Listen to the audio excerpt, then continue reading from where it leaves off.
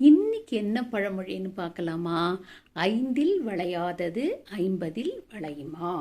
மூங்கில் ரொம்ப விளையாம இளசா இருக்கும்போது அதை வளைச்சு பல பொருட்கள் செய்ய முடியும்.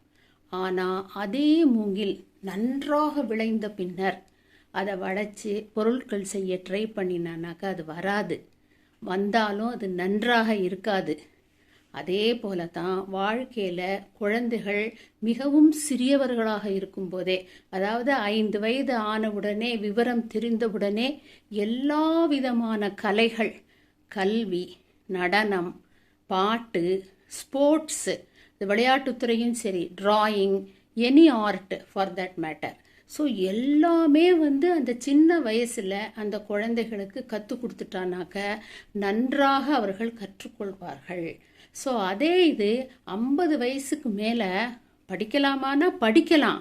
ஆனால் என்னன்னா, இந்த சின்ன வயசில் கற்றுக்கிற மாதிரி உள்ள கிராஸ்பிங் பவரும், அதை மனப்பாடம் பண்ணிக்கொள்ளும் திறமையும், அதை நினைவில் வைத்து கொள்ளும் திறமையும் 5 வயது பிள்ளைகளுக்கு இருப்பது போல் 50 வயது முதியவர்களுக்கு இருக்காது.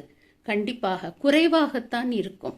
ஸோ அதனை தான் இதை 5ல் விளையாதது 50ல் விளையுமா என்கிறார்கள்.